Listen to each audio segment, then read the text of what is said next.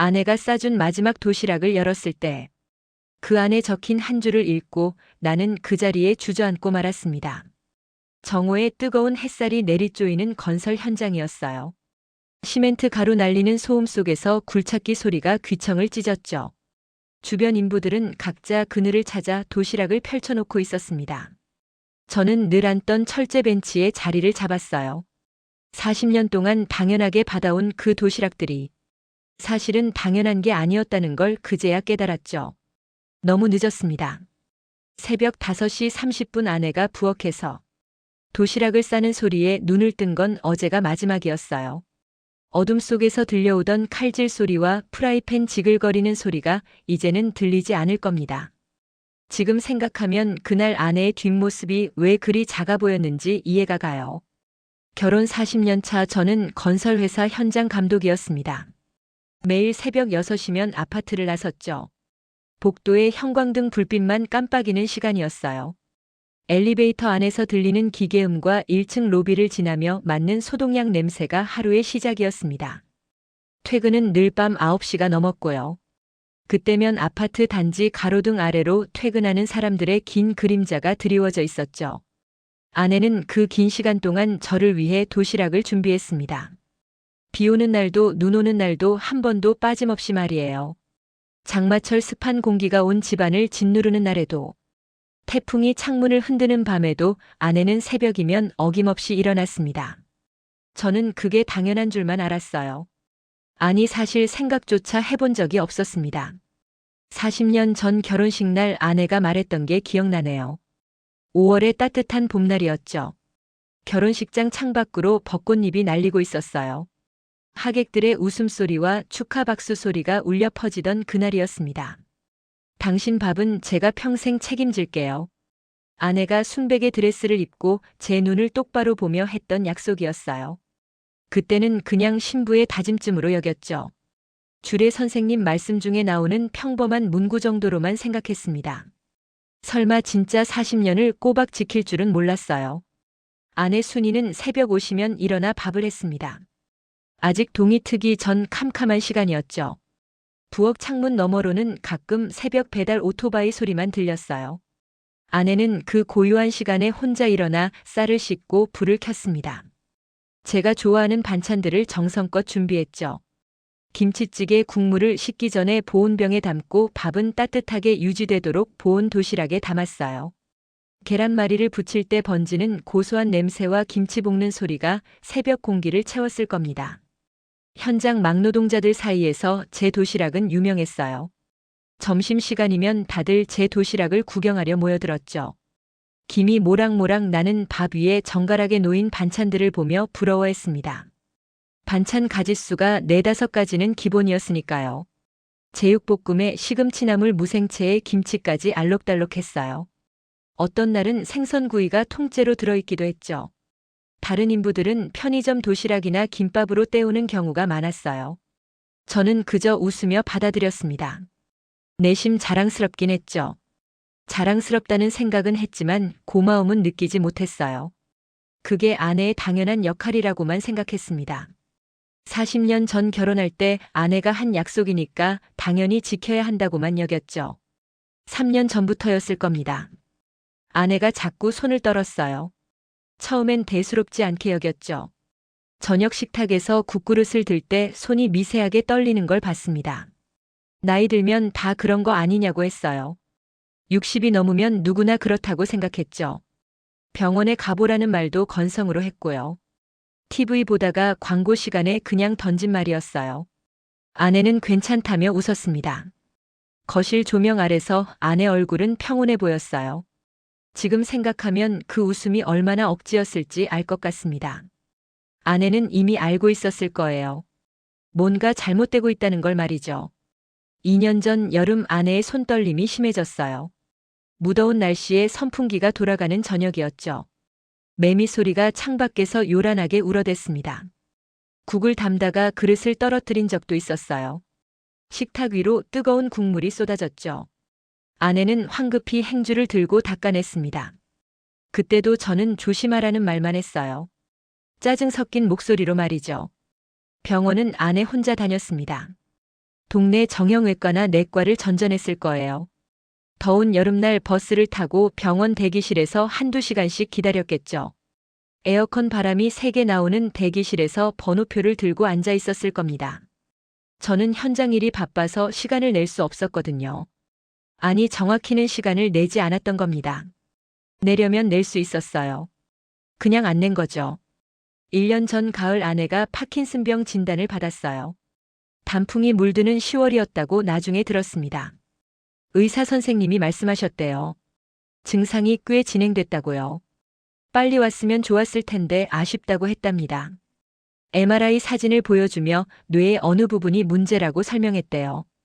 아내는 그 말을 제게 전하지 않았습니다. 그냥 약을 먹기 시작했죠.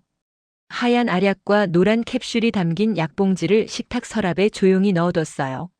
저는 아내가 무슨 약을 먹는지조차 관심이 없었습니다.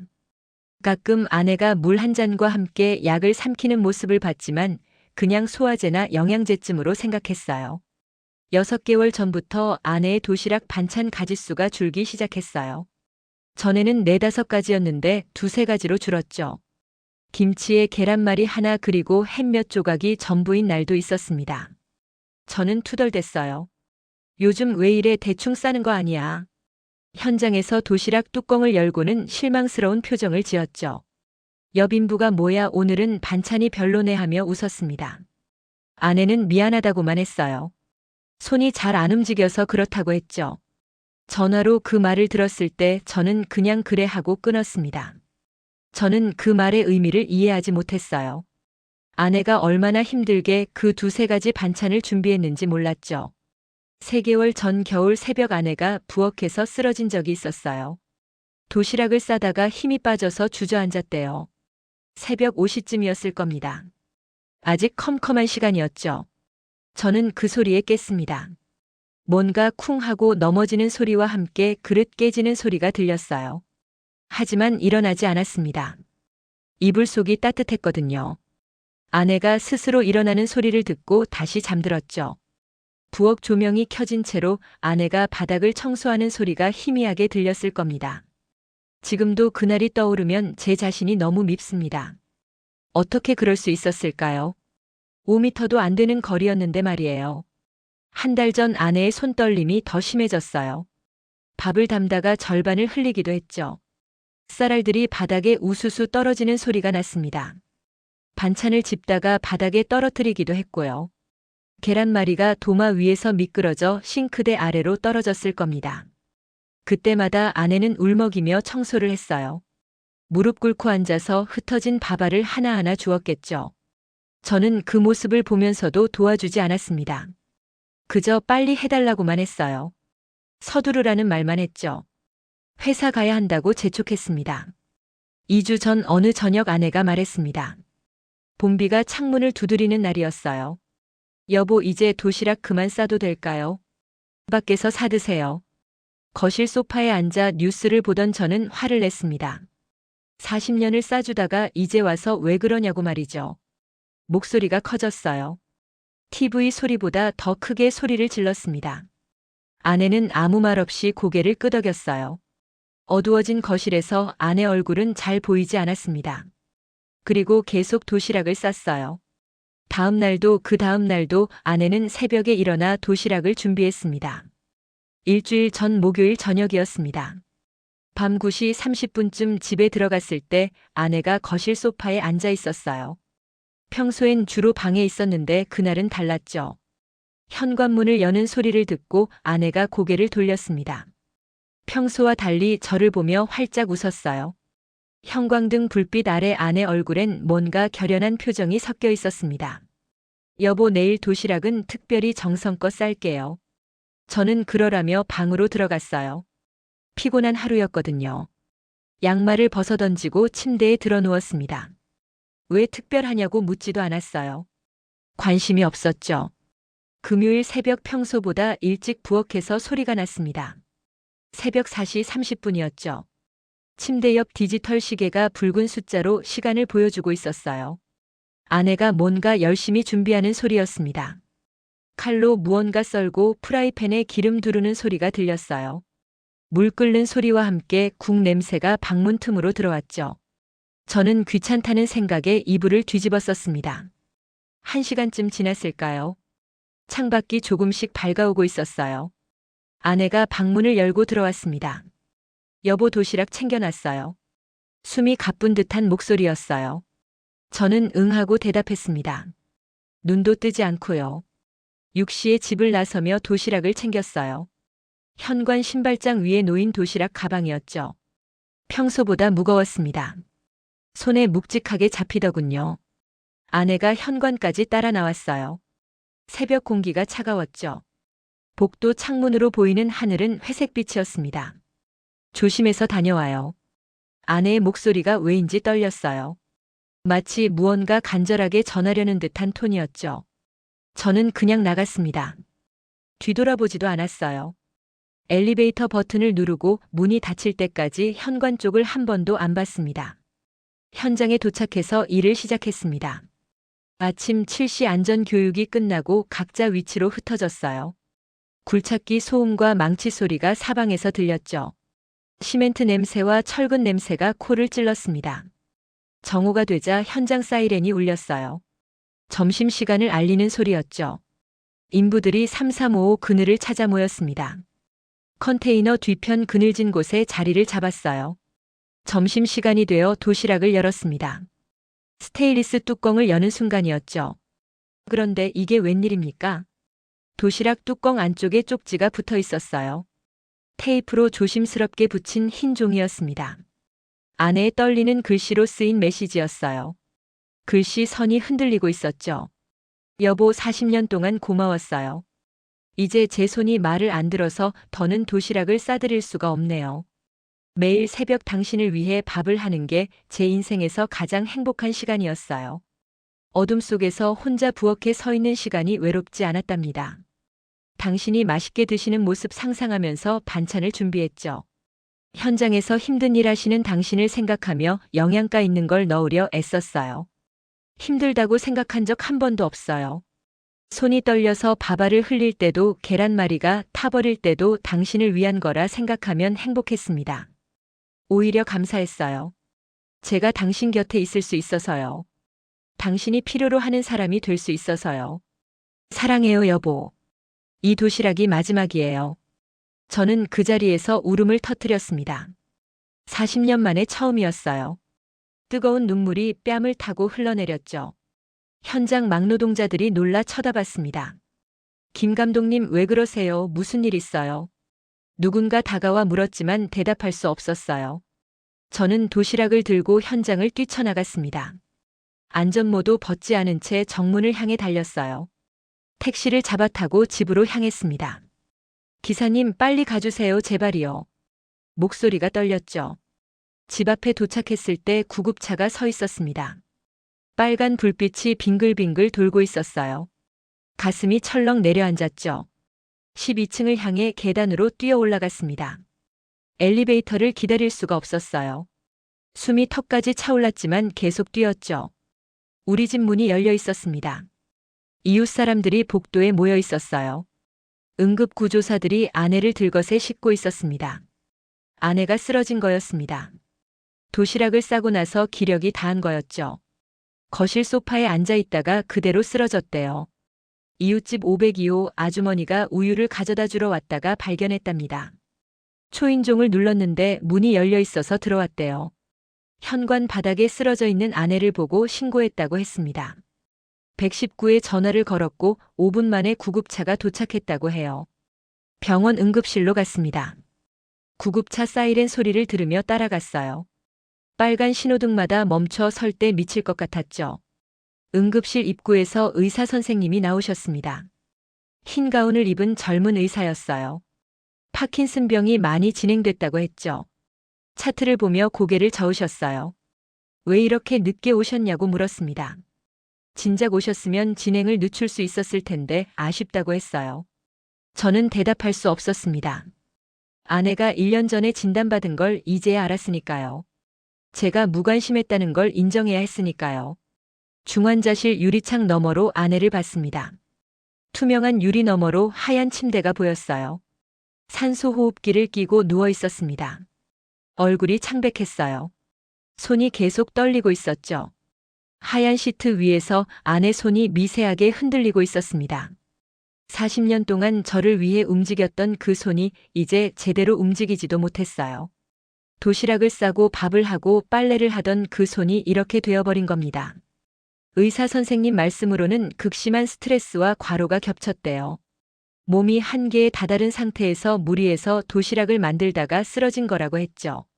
새벽부터 2시간 넘게 부엌에 서 있었을 거라고 했습니다. 안정을 취하면 회복할 수 있을 거라고 했어요. 하지만 파킨슨병은 계속 진행될 거라고요. 약으로 증상을 조절할 수는 있지만 완치는 불가능하다고 했습니다. 며칠 후 아내가 깨어났어요. 3일 만이었죠. 병실 창밖으로 봄 햇살이 들어오는 오후였습니다. 저를 보더니 미안하다고 했어요. 도시락 못 사줘서 미안하대요. 산소 마스크 너머로 들리는 작은 목소리였습니다. 저는 울었어요. 40년 만에 아내 앞에서 우는 겁니다. 미안한 건 나야 당신이 아프다는 것도 몰랐어. 도시락 고맙다는 말 한마디 제대로 한 적이 없었어. 목이 메어 제대로 말이 나오지 않았죠. 아내가 제 손을 잡았어요. 떨리는 손으로 말이죠. 차갑고 마른 손이었습니다. 괜찮아요. 여보 당신이 잘 먹어준 게 저한테는 최고의 감사였어요. 빈 도시락통을 보는 게 제일 기뻤답니다. 아내의 그 말에 저는 더 울었습니다. 병실 안에서 혼자 흐느껴 울었어요. 퇴원 후 저는 회사에 휴직계를 냈어요. 40년 일해온 회사였지만 지금 중요한 건 아내였죠. 부장님이 놀라셨습니다. 김 감독 당신이 현장을 떠나면 어떡하냐고 물었어요. 하지만 제 결심은 확고했습니다. 이제부터는 제가 아내를 돌볼 겁니다. 아내가 40년 동안 저를 돌봐준 것처럼 말이죠. 새벽 5시 30분 저는 부엌에 섭니다. 알람 시계가 울리면 바로 일어나요. 서툴지만 밥을 하려고요. 쌀을 씻고 밥솥에 넣습니다. 물량을 맞추는 것도 이제 조금 익숙해졌어요. 아내가 좋아하는 된장찌개를 끓입니다. 무와 두부를 썰고 된장을 푸는 것도 배웠죠. 서툰 솜씨지만 정성만큼은 아내 못지않아요. 반찬도 몇 가지 준비합니다. 시금치를 데치고 나물을 무치죠. 아내가 일어나 부엌으로 왔습니다. 6시 30분쯤이었어요. 여보, 왜 이렇게 일찍 일어났어요? 놀란 목소리였죠. 저는 웃으며 대답했어요. 당신 아침 차려주려고요. 아내의 눈에 눈물이 맺혔습니다. 아침 햇살이 창문을 통해 들어오고 있었어요. 식탁에 마주 앉았습니다. 40년 만에 제대로 마주 앉은 거였어요. 아침 햇살이 식탁 위 하얀 식탁보를 비추고 있었죠. 창밖으로 참새들이 지저귀는 소리가 들렸습니다. 그동안 저는 늘 신문을 보거나 TV를 봤었어요. 밥을 먹으면서도 아내 얼굴을 제대로 본 적이 없었죠. 아내는 늘 부엌과 식탁을 오가며 반찬을 더 가져다 놓곤 했습니다. 저는 그저 먹기만 했어요. 지금 보니 주름이 많이 늘었더군요. 눈가와 입가에 깊게 패인 주름들이 세월을 말해주고 있었어요. 머리도 많이 새었고요. 가르마 주변으로 흰 머리가 반 이상이었습니다. 제가 몰랐던 사이에 아내는 이렇게 늙어가고 있었어요. 아내가 제가 만든 된장찌개를 한 숟가락 떴어요. 김이 모락모락 나는 국그릇이었죠. 맛있다고 했습니다. 부드러운 미소를 지으며 고개를 끄덕였어요. 저는 알았어요. 아내가 거짓말하고 있다는 걸요. 짜기도 하고 간도 안 맞았거든요. 된장을 너무 많이 넣었던 것 같아요. 무도 제대로 익지 않았을 겁니다. 하지만 아내는 계속 맛있다고 했습니다. 한 숟가락 또 한 숟가락 천천히 떠먹으며 정말 맛있다고 말했어요. 40년 전 제가 아내 음식을 먹으며 그랬던 것처럼 말이죠. 그때도 아내 음식이 너무 싱겁거나 짤 때가 있었는데 저는 맛있다고만 했었어요. 신혼 초 서툰 솜씨로 만든 음식들이었지만 저는 다 잘 먹었습니다. 요즘 저는 매일 아침 아내를 위해 밥을 해요. 서툴지만 조금씩 나아지고 있습니다. 처음에는 밥물 조절도 못해서 밥을 태우기도 했어요. 냄비에서 타는 냄새가 나서 황급히 불을 끄곤 했죠. 반찬을 만들 때도 소금을 너무 많이 넣거나 설탕을 잘못 넣기도 했습니다. 하지만 아내가 가르쳐 주거든요. 부엌에 함께 서서 하나하나 알려줘요. 된장찌개는 이렇게 끓이는 거래요. 물이 끓으면 된장을 풀고 무와 감자를 먼저 넣는데요. 호박과 두부는 나중에 넣어야 한다고 했죠. 김치찌개는 저렇게 하는 거라고요. 김치를 먼저 볶아야 맛있다고 알려줬습니다. 저는 아내의 말을 한마디도 놓치지 않으려 해요. 작은 수첩에 하나하나 적어두기까지 합니다. 낮에는 함께 산책을 나가요. 오후 2시쯤이면 준비를 해요. 아내의 손을 잡고 천천히 걷죠. 아파트 단지 안 산책로를 따라 걷습니다. 봄꽃이 피어있는 화단을 지나고 놀이터 옆을 지나가요. 아이들이 뛰어노는 소리가 들리고 개를 산책시키는 사람들이 보입니다. 아내 걸음이 느리니까 저도 천천히 걷어요. 예전에는 빨리빨리 걸으라고 재촉했었는데 이제는 아내 속도에 맞춥니다. 40년 동안 제가 앞서 걸었다면 이제는 아내와 나란히 걷는 거예요. 가끔 벤치에 앉아 쉬기도 하죠. 아파트 단지 가운데 있는 정자에서 잠시 쉬어갑니다. 그늘 아래 앉아서 지나가는 사람들을 구경해요. 병원 치료도 함께 다닙니다. 매주 화요일과 금요일 오전에 병원에 가요. 재활의학과 진료를 받고 물리치료를 받습니다. 재활치료할 때 옆에서 지켜봐요. 치료사 선생님이 아내 팔과 다리를 움직여주는 걸 봅니다. 아내가 힘들어하면 손을 잡아줘요. 괜찮아, 조금만 참아, 힘내. 격려의 말을 건네죠. 의사 선생님 말씀 하나하나 꼼꼼히 들어요. 노트에 적기도 하고 궁금한 건 질문도 합니다. 이제는 아내 병에 대해 제가 더 잘 알아요. 파킨슨병의 진행 단계와 증상과 약물 이름까지 다 외우고 있습니다.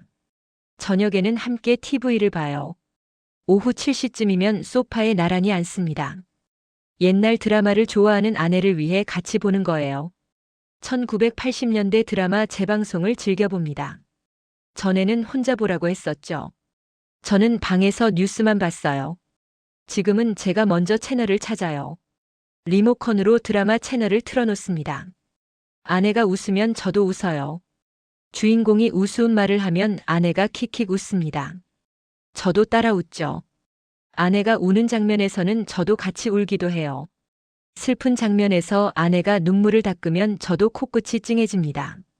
밤에 잠들기 전 아내에게 말합니다. 침대에 나란히 누워서요. 사랑해요. 오늘도 고마웠어요. 아내가 대답해요.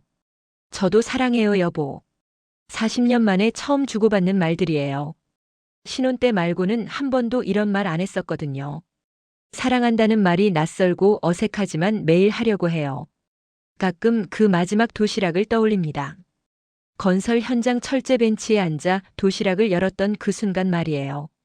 도시락통 뚜껑에 붙어있던 쪽지요. 아내의 떨리는 글씨로 쓰인 그 메시지 말이죠. 여보, 40년 동안 고마웠어요. 이제 제 손이 말을 안 들어서 더는 도시락을 싸드릴 수가 없네요. 그 글씨 하나하나가 흔들리고 있었어요. 저는 그 쪽지를 액자에 넣어 거실에 걸어뒀습니다. 흰 액자에 넣어서 TV 옆 벽에 걸었어요. 매일 보려고요. 잊지 않으려고요. 소파에 앉을 때마다 그 액자가 눈에 들어옵니다. 40년 동안 당연하게 받아온 것들이 사실은 당연한 게 아니었습니다. 세상에 당연한 건 아무것도 없었어요. 새벽 5시에 일어나는 것도 당연한 게 아니었습니다. 깊은 잠에서 일어나 어둠 속에서 움직이는 건 힘든 일이에요. 맛있는 반찬을 만드는 것도 당연한 게 아니었죠. 시장에 가서 장을 보고 다듬고 씻고 썰고 볶고 끓이는 모든 과정이 시간과 노력이 필요한 일이었습니다. 도시락을 정성껏 싸는 것도 당연한 게 아니었어요. 식기 전에 보온병에 담고 식지 않게 보온 도시락에 넣는 것도 다 손이 가는 일이었죠. 그 모든 게 아내의 사랑이었습니다. 저는 40년 만에 깨달았어요. 사랑은 거창한 게 아니라는 걸요.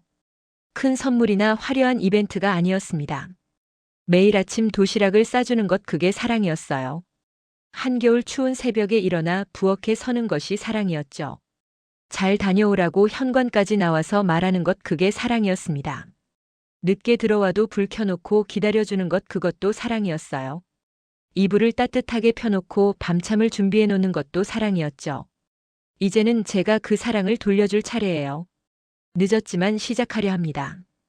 60이 넘어서야 시작하는 거지만 지금이라도 하려고 해요. 아내가 저에게 40년 동안 해준 것들을 이제는 제가 해줄 겁니다. 아침밥도 제가 차려요. 쌀을 씻고 밥을 하고 국을 끓입니다. 빨래도 제가 해요. 세탁기를 돌리고 널고 개는 것도 배웠죠.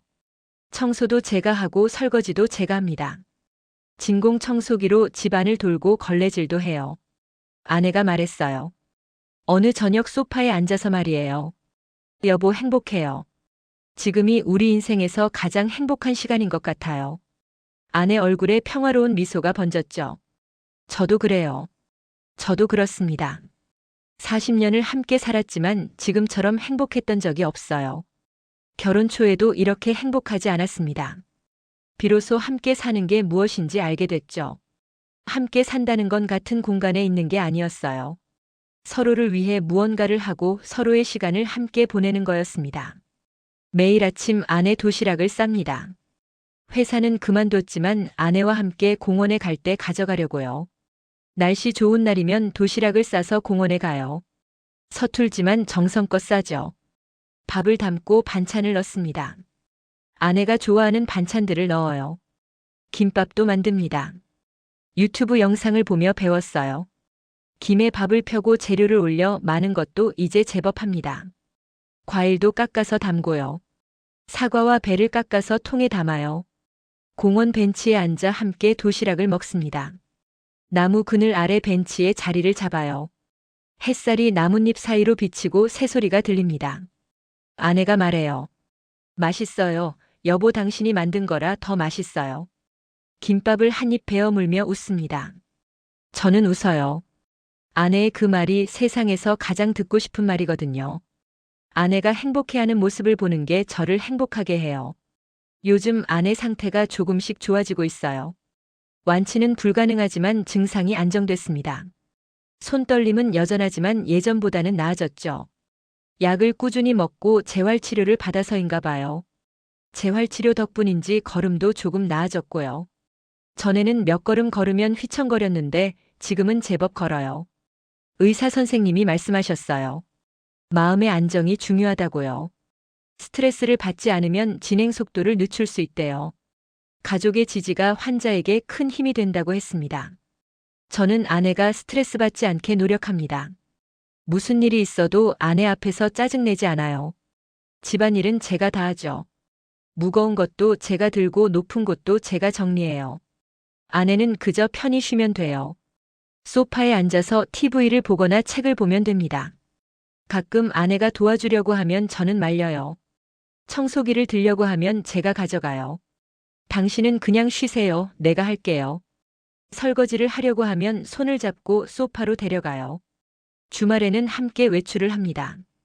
토요일이나 일요일 오전에 계획을 세워요. 아내가 가고 싶어 했던 곳들을 가는 거예요. 40년 동안 가자고 했지만 저는 늘 바쁘다고 미뤘었죠. 주말에도 골프 약속이 있다고 혼자 나가곤 했어요. 이제는 제가 먼저 말합니다. 여보, 어디 갈까요? 가고 싶은 데 있어요. 아내가 주저하면 제가 권해요. 지난주에는 바다에 갔어요.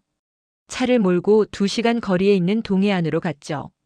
아내가 30년 전부터 가고 싶어 했던 동해 바다였습니다. 신혼여행 때 간 이후 한 번도 못 갔던 곳이에요. 파도 소리를 들으며 모래사장을 걸었어요. 짭짤한 바다 냄새와 시원한 바람이 얼굴을 스쳤죠. 갈매기들이 하늘을 날고 있었습니다. 아내가 좋아서 웃더군요. 바지를 걷어 올리고 파도가 밀려오는 곳까지 걸어갔어요. 저도 덩달아 행복했습니다. 아내 손을 꼭 잡고 함께 걸었죠. 어제는 아내가 좋아하는 뮤지컬을 봤습니다. 인터넷으로 표를 예매하고 함께 극장에 갔죠. 명동에 있는 공연장이었어요. 사람들이 많이 모여 있었고 화려한 포스터가 붙어 있었습니다. 아내가 감동해서 우는 걸 봤어요. 공연 중간에 눈물을 닦더군요. 저는 아내 손을 잡아줬습니다. 따뜻한 손을 꼭 감싸 주었어요. 이제는 당신이 좋아하는 걸 다 하자고요. 앞으로도 보고 싶은 공연 있으면 다 같이 보자고 했어요. 오늘 아침 아내가 말했습니다. 아침 식사를 하다가 말이에요. 여보, 우리 사진 찍을까요? 결혼 40년 만에 처음 둘이서 찍는 사진이에요.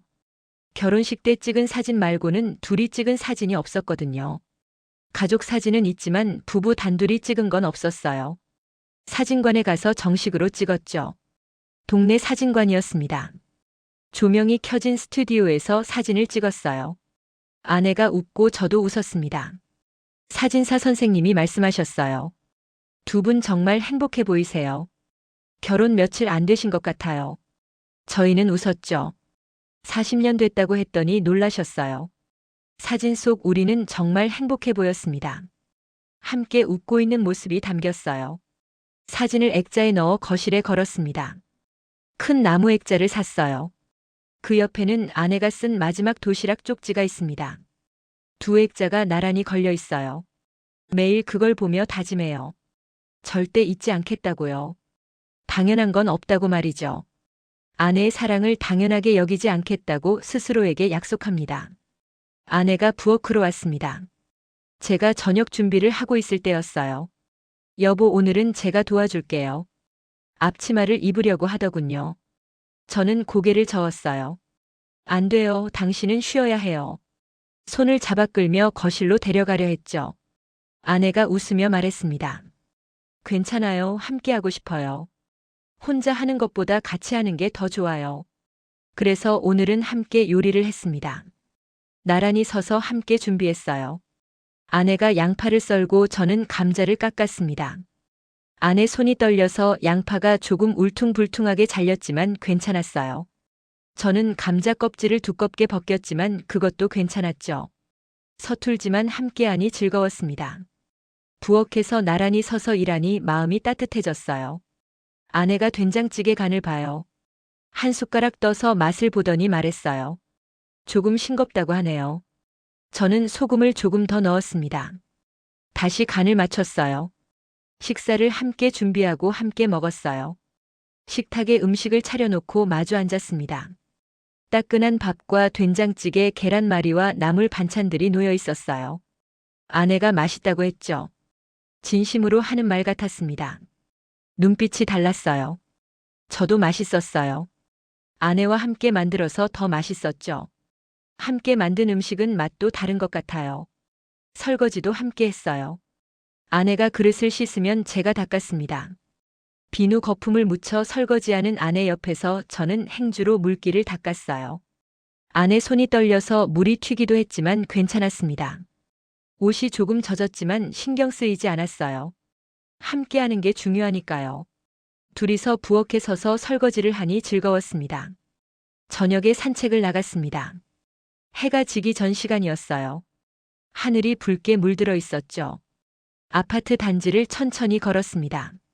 아내 손을 꼭 잡고요. 요즘 날씨가 참 좋아요. 선선한 바람이 불고 하늘이 맑습니다. 다른 부부들도 많이 걷고 있었죠. 손을 잡고 걷는 노부부들이 보였어요. 우리처럼 손잡고 걷는 부부들을 보니 부러웠습니다. 저렇게 행복해 보이는구나 싶었죠. 하지만 우리도 이제 저런 모습이구나 싶었어요. 우리도 저 사람들처럼 행복한 부부가 됐구나 생각했습니다. 집으로 돌아와 차를 마셨습니다. 거실 테이블에 마주 앉았어요. 아내가 좋아하는 유자차였습니다.